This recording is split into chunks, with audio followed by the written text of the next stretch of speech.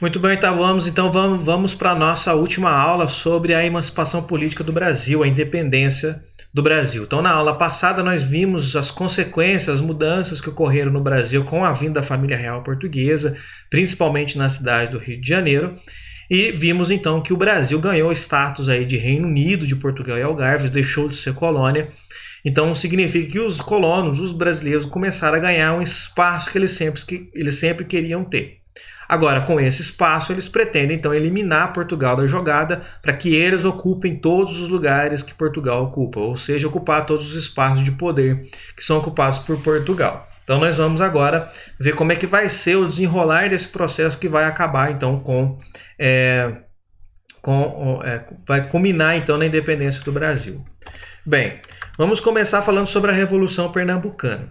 A Revolução Pernambucana, gente, vai ser uma das consequências do descontentamento dos brasileiros com a vinda da família real para o Brasil.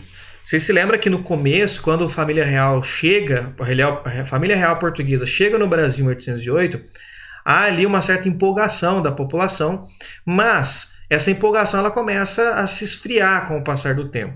Porque para deixar o Rio de Janeiro conforme os desejos desta corte portuguesa, eles aumentaram os impostos, começaram a cobrar dinheiro do país inteiro, e esse dinheiro não tinha retorno. Então, principalmente a região Nordeste, que precisou pagar mais impostos, não via retorno algum, e claro que essa insatisfação começou a aumentar, como é o exemplo aqui da Revolução Pernambucana. Então, os habitantes do Nordeste se sentiam prejudicados pela presença da corte. Para eles, a vinda da família real piorou a situação. O Pernambuco, por exemplo, até o século XVIII, sempre teve episódios de oposição a Portugal. Lembrando que o Pernambuco, da região Nordeste, era uma das mais bem-sucedidas na produção de cana-de-açúcar, portanto, era uma das regiões mais ricas.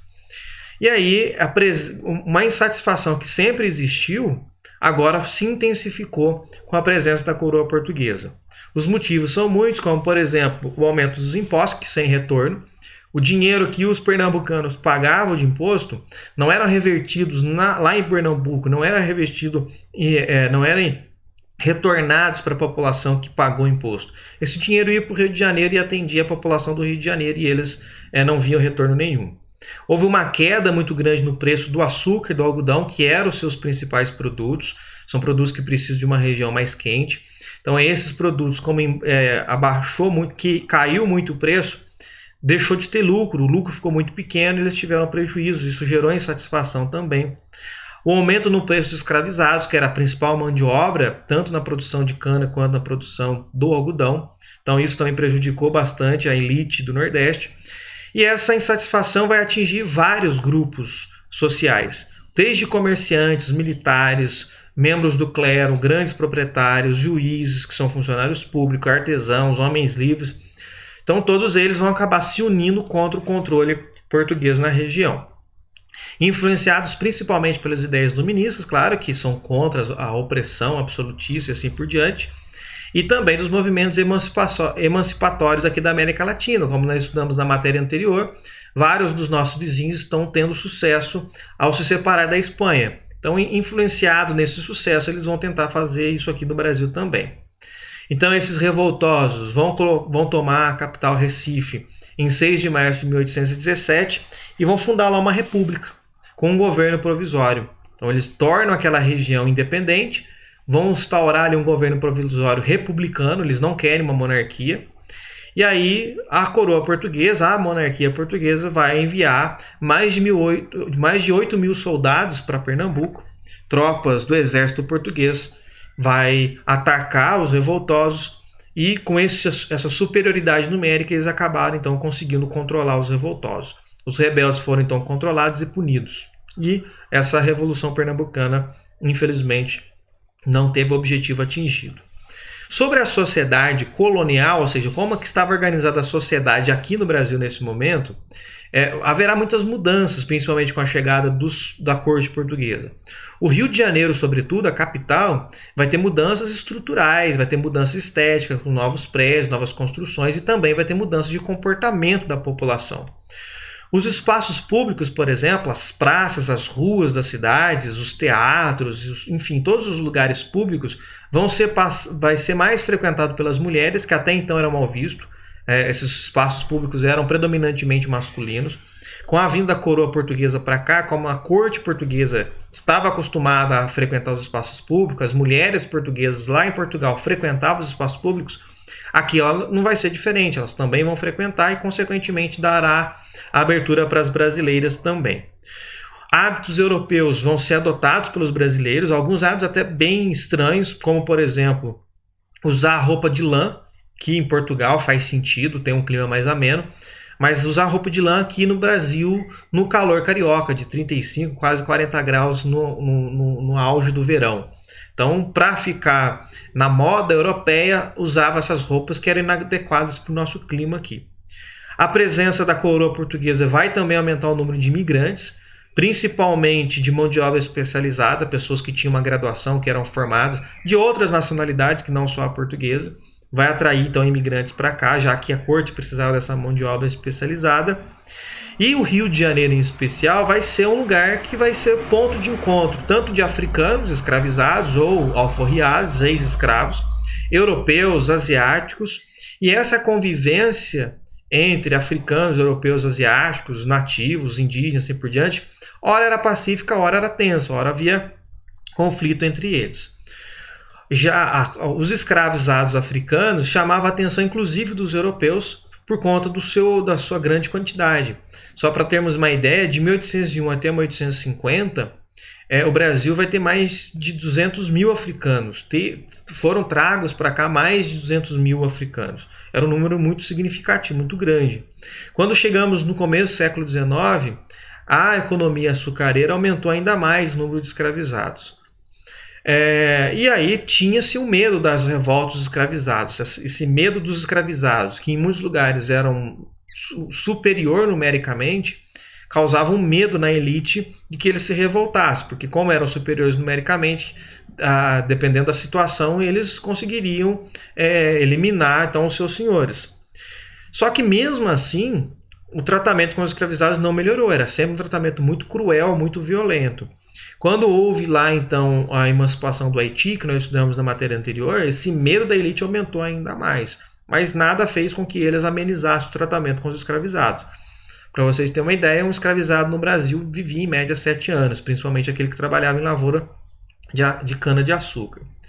Mas haverá um outro episódio importante que muda os rumos da história do Brasil, mas que acontece lá em Portugal, que é a Revolução Liberal do Porto.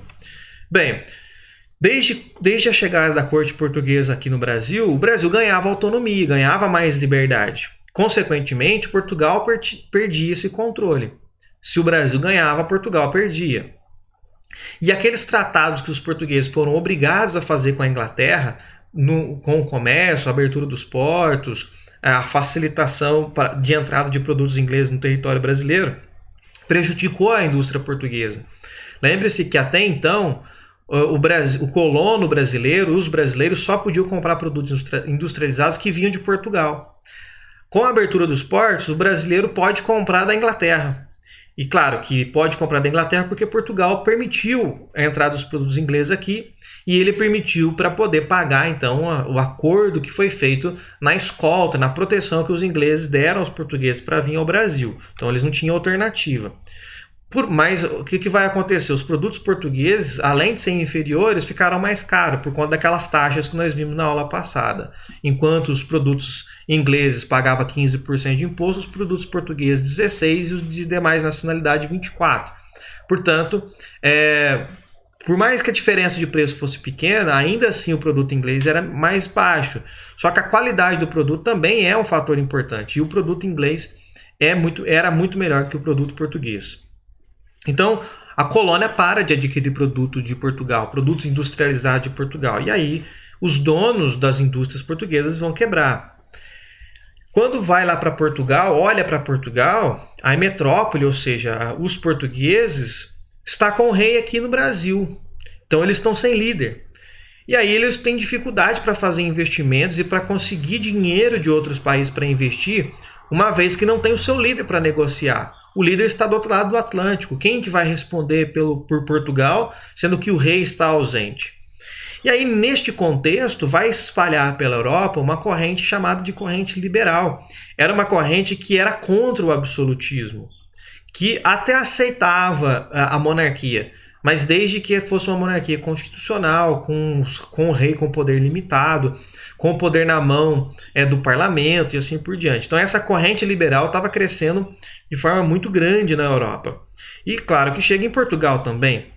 E aí, em 1820, Portugal vai passar por uma revolução chamada de Revolução Liberal do Porto. Então, as pessoas que vão fazer essa revolução tinham ideias liberais, eram contra o absolutismo, evidentemente inspirados nos luministas e assim por diante. O que os revolucionários queriam? Queriam que a família real voltasse para Portugal, a volta da família real para Portugal, que se fizesse uma nova constituição com o poder do rei limitado, e aí, para que se fizesse essa Constituição, é claro que precisava ter uma nova Constituinte, uma Assembleia Constituinte. Então, escolheram deputados em Portugal. Esses deputados de Portugal iam se reunir em 1821 para começar essa nova Constituição. E eles queriam que o rei, que o Dom João, estivesse presente neste momento para participar do processo de elaboração dessa nova Constituição. Só que o Dom João não queria deixar o Brasil. Aí o que ele vai fazer? Ao invés de deixar o Brasil, ele vai mandar o seu filho no lugar, vai mandar o Dom Pedro no lugar dele para Portugal. Só que quando ficam sabendo que ele nomeou seu filho, que ainda era muito jovem, para ir no seu lugar, os oficiais do exército português que estavam no Rio de Janeiro se revoltou. Tomou parte da cidade e pressionou o Dom João a não enviar Dom Pedro para Portugal e que ele mesmo fosse para Portugal. Claro que esses oficiais do exército português estavam comunicando com os revolucionários em Portugal e apoiavam a Revolução do Porto. Então Dom João VI, como tinha medo de perder o seu trono, vai retornar para Portugal em 1821. Só que vai deixar no lugar dele Dom Pedro como príncipe regente do Brasil. Ou seja, ele volta para governar Portugal, mas quem governa o Brasil não é ele, é Dom Pedro. Tá certo? Então, Dom Pedro assume o papel de príncipe regente, de governante do Brasil temporariamente, enquanto o pai está em Portugal. Bem, se na vinda deles para o Brasil vieram por volta de 16 mil pessoas, quando Dom João volta para Portugal, volta mais ou menos 4 mil portugueses. Ou seja, a maior parte ficou por aqui. Portugal vai exigir que Dom João revogasse todas as medidas que ele tomou aqui no Brasil, que ele adotou aqui no Brasil. Então, a abertura dos portos, a elevação do Brasil para Reino Unido. Ele quer que isso tudo fosse revogado, isso tudo fosse apagado, eliminado. E exigiram que Dom Pedro voltasse a Portugal imediatamente. Então, com esse conflito entre portugueses e brasileiros, gente, a rivalidade que já existia entre brasileiros e portugueses se acirrou ainda mais, aumentou ainda mais.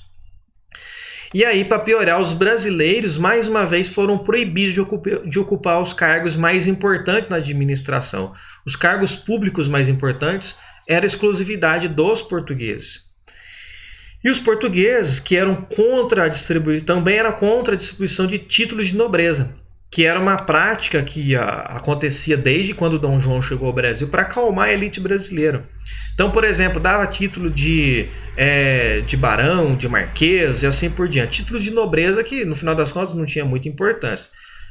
Esses títulos de nobreza, gente, era algo que para os portugueses tinha muito valor porque dava privilégios, dava um status diferenciado para essa elite. Ele era nobre, ele passa a ser o nobre quando ele recebe o título.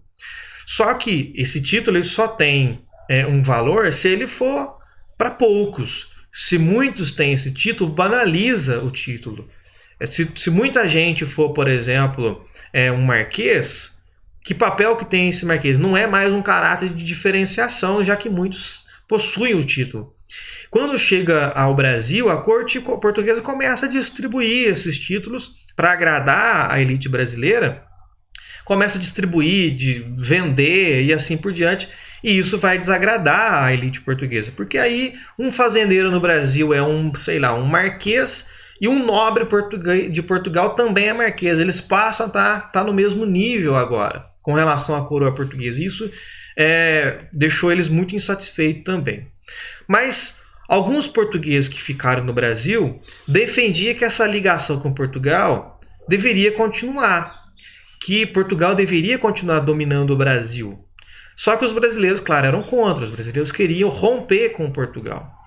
Já os portugueses, que eram favoráveis à permanência de Dom Pedro no Brasil, enviaram uma petição apoiando o príncipe regente, ou seja, apoiando Dom Pedro, e que ele liderasse um projeto de independência do Brasil. Ou seja, o Brasil se separa de Portugal, mas quem continua governando o Brasil seria o próprio Dom Pedro. Então, a corte portuguesa exigia constantemente a volta de Dom Pedro para Portugal. Queria que ele fosse para Portugal de todos os jeitos, porque com o papel de príncipe regente no Brasil, ele podia fazer o que ele quisesse aqui. E inclusive medidas que os portugueses lá da Revolução não queriam. Então ele vai exigir a volta de Dom Pedro o tempo todo. Mas a elite brasileira vai pedir para que Dom Pedro fique, para que Dom Pedro ajude eles a se separar de Portugal. E aí Dom Pedro, então, vai decidir finalmente não voltar para Portugal. Em 9 de janeiro de 1822, ele vai declarar que ele realmente vai ficar no Brasil. E aí ficou conhecido como o Dia do Fico. E ele teria dito essa frase aí, né, que as pessoas, os portugueses exigindo que ele voltasse para Portugal, a elite brasileira querendo que ele ficasse. Então ele teria dito essa frase: se é para o bem de todos e felicidade geral da nação, estou pronto, diga ao povo que fico. Ou seja, que ele não vai voltar para Portugal. Então esse dia, o 9 de janeiro de 22, ficou conhecido como o Dia do Fico.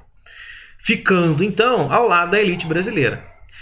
Ele vai se opor à corte portuguesa, e aí essa elite brasileira vai pedir que o próprio Dom Pedro liderasse o processo de independência, que o próprio Dom Pedro rompesse com Portugal. O Dom Pedro vai convocar uma Assembleia Constituinte no Brasil e vai receber cartas de Lisboa que, além de tirar o poder dele, exigia o seu retorno. Aquela história de sempre.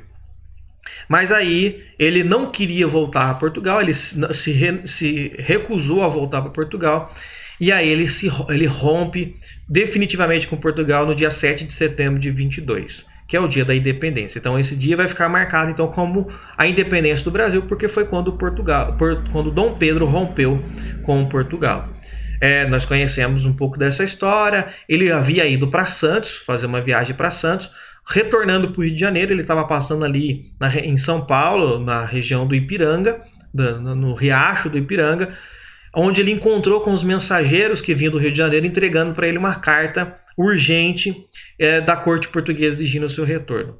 Ele já irritado com essas cartas que vinham constantemente exigindo o seu retorno, e a corte portuguesa tratava ele como um desqualificado, como um moleque, como uma pessoa que não tinha condições de governar. Isso irritava bastante o Dom Pedro.